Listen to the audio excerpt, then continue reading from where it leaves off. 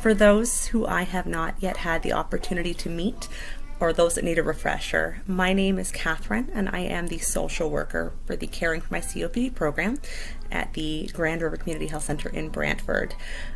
And so today is my turn to add a video to our catalog for one of my education sessions that I typically run when we're in the center, called The New Normal. So if you are here, you hopefully have the handouts in hand, which I won't go through the handouts bit by bit, but just to talk a little bit more off the cuff, to support those handouts and to reflect kind of where we are right now in the reality we have, this new reality of doing things by video and by phone call in light of COVID-19. So I have some notes here, so I'll hopefully keep my eye contact decent.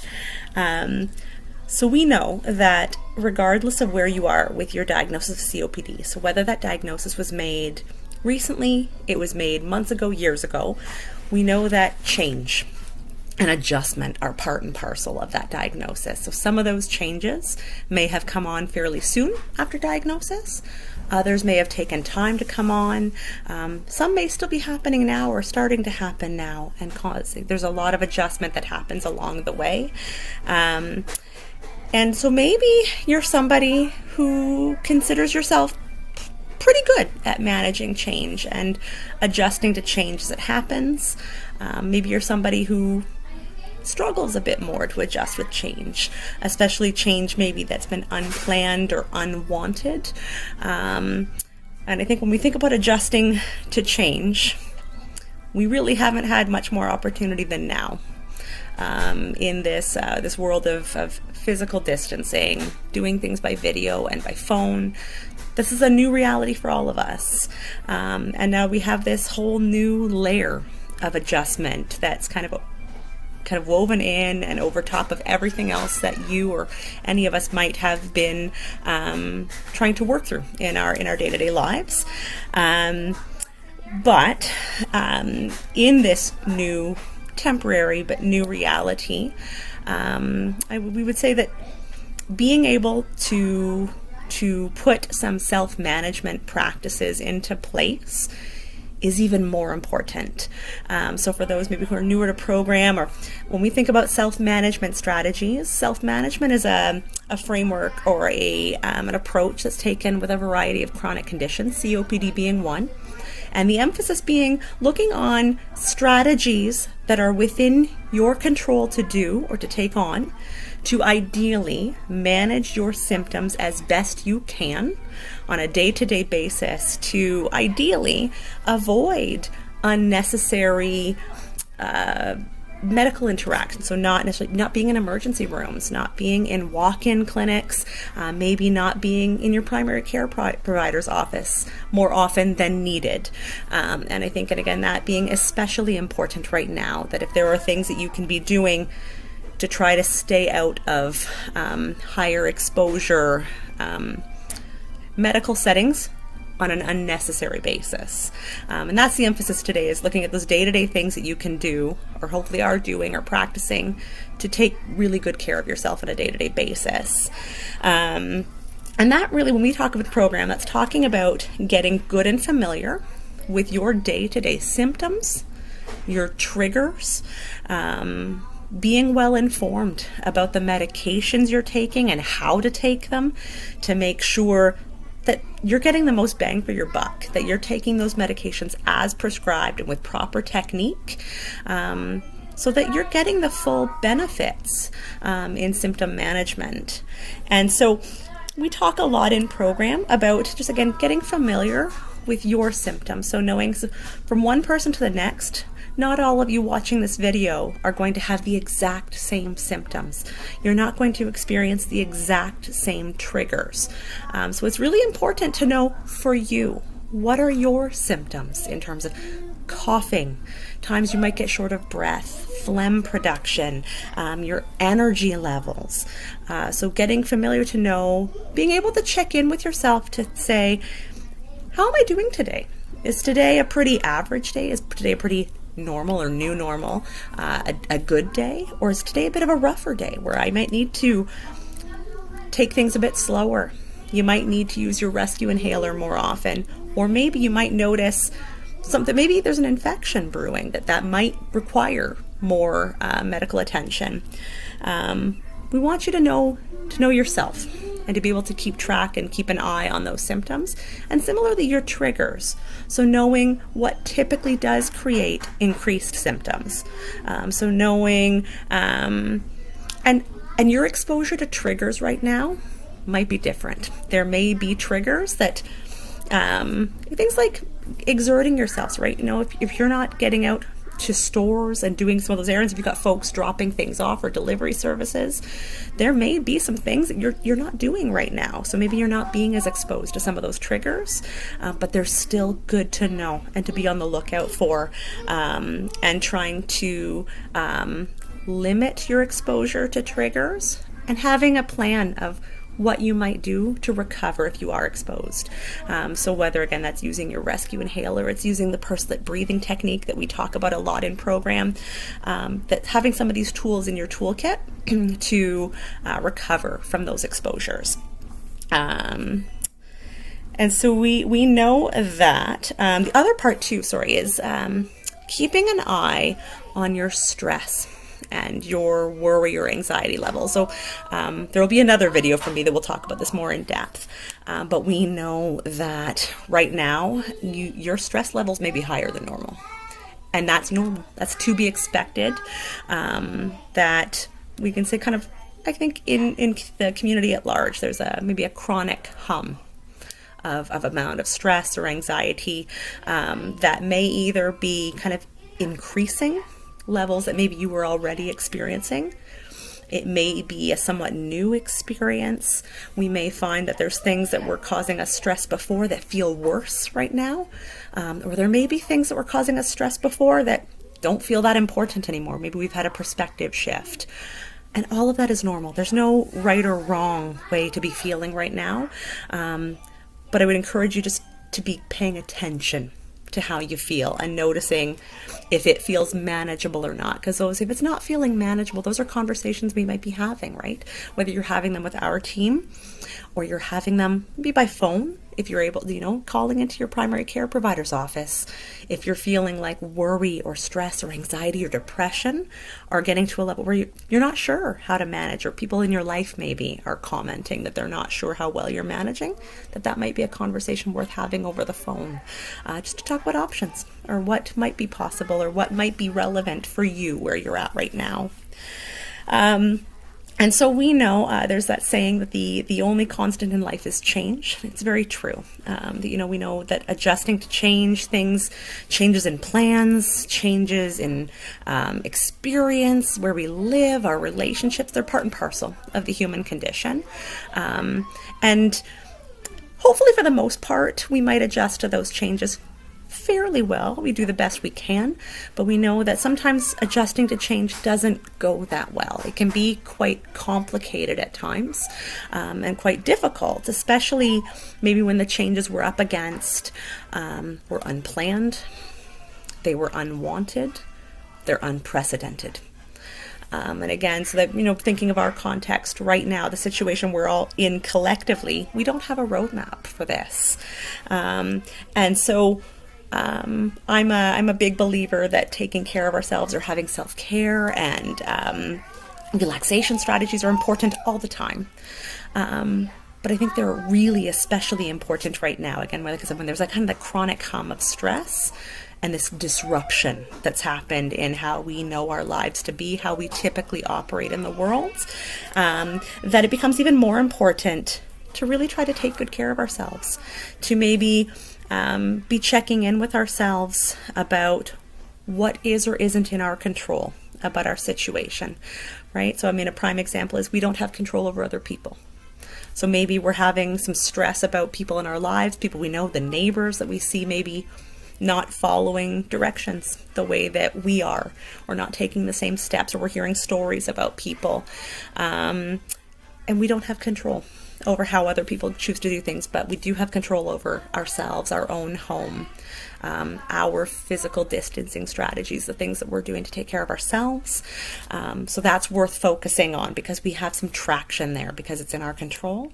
We have control over how much media we take in and the quality of that media. Right?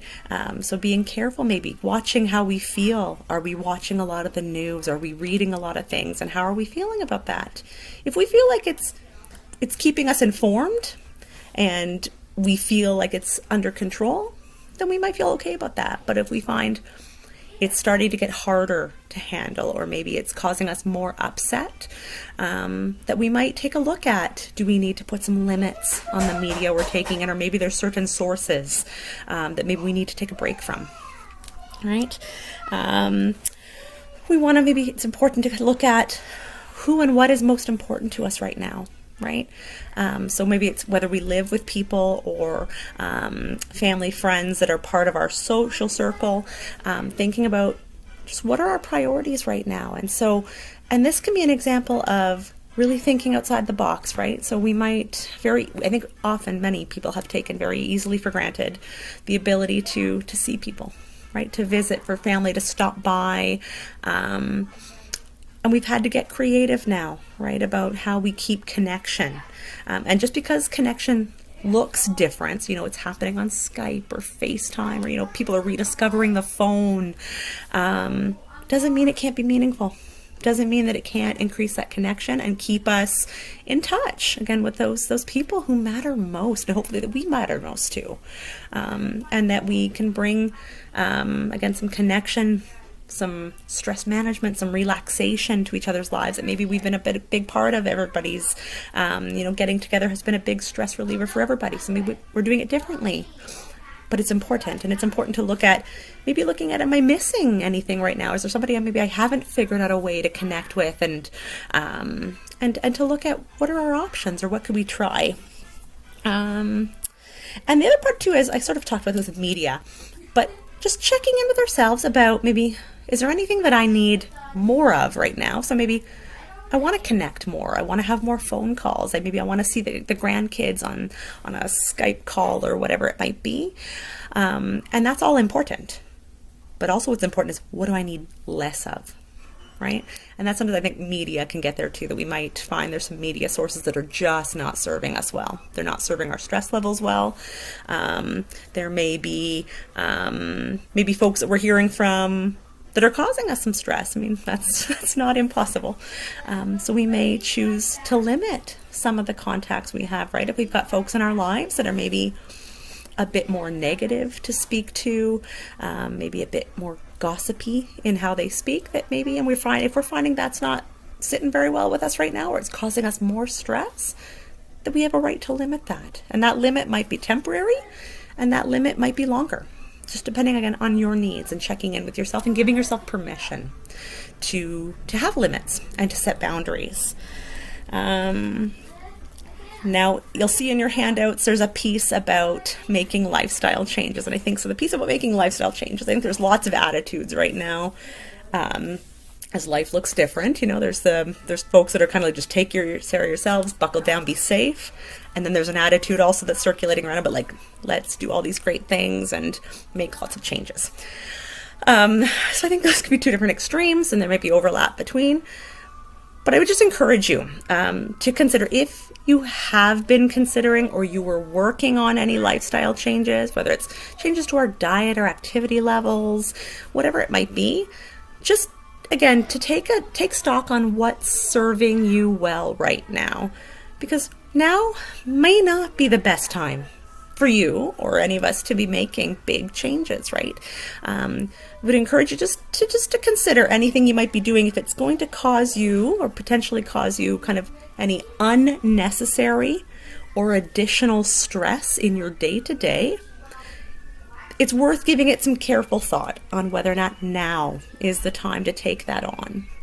And because at the best of times, or the most normal of times, change takes time. Because good, bad, or indifferent, we don't get to be who we are overnight. The quirks, the habits, the patterns we develop, we get there over time. and it takes time to change once we decide to do it and really decide to put some effort into it. And again, and that's in our regular routines. That's in having regular ability to come and go, to have access to resources or supports, that it can take us quite a bit of time to change. So right now, where some of those access points are more limited, that it's just worth really giving some good thought to of whether or not now is really the time, or how big a change would we really want to consider at this point in time. And so just encourage, whatever you decide to do or not do, just trying to be kind and gentle with yourself, with whatever that looks like right now. Which takes kind of the last part of your handouts. You'll see something about self-compassion. And so self-compassion, maybe something you've never heard of before. And so self-compassion is something that's getting more and more research in health and wellness, the word I'm looking for, the domain, if you will. And so self-compassion is related to self-care. So you might have heard, I've said self-care today in this video, but that's a word you might have heard of. And when we think about self-care, that's the things or the stuff that we do to take care of ourselves, to give ourselves some stress relief, some relaxation. So, again, in our typical day-to-day, maybe it's getting out to come to program. It's getting out to an exercise class. It's having tea or coffee with a friend or a family member. It might be hobbies that we have in the home, whether it's, crafting or puzzles, reading, watching a funny program. All of those things are important.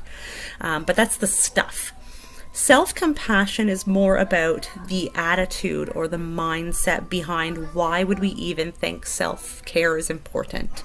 And so at its most simple, self-compassion, it could be described as it's treating ourselves the same we would treat a very dear friend, somebody that we care very deeply for and that we want good things for.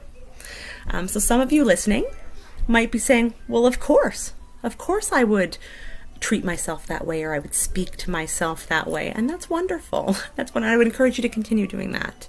But I would say in my work, the vast majority of people I meet and speak with don't necessarily treat themselves that way, right? It might be far more common that, people might say that they're their own worst critic. That they're very, very hard on themselves. They set the bar very high, almost to an impossible level that they maybe feel like they can never meet. So many people who, say and think things about themselves that they would never dream of saying to another person because they're hurtful, right? And they could hurt that person, they could damage or even end the relationship. So we don't go there. But we may think nothing of going there with us and ourselves, and we can get really down on ourselves and really nasty with ourselves when things aren't going well. And none of us are immune to things not going well, to things not going as planned, to not maybe succeeding the way we want to with making a change or doing something differently, falling back into the old and familiar. And so again, I'm a believer too that self-compassion is something important should you choose. It's a choice, right? If this is not your natural inclination, it takes a choice to try to practice this way of being, this way of speaking to ourselves, to have that gentle and kind regard for ourselves, for being human, and to not get it right or get it perfect all the time, whatever that means. And to realize that, we're all in this together, kind of in general and currently in light of COVID. And so some days we may feel like we're managing pretty well. And other days we may struggle, or we may see people around us struggling. And so just trying to give ourselves and others the benefit of the doubt that whether it's related to COVID or in general, that ideally we're all doing the best we can with what we have, and that we're human, and that sometimes that's not always going to look the way we wanted it to. I think that is the end of my notes. So I do hope that this was helpful and that there are maybe some pieces that resonated for folks. And I'll be back with more videos. Take good care.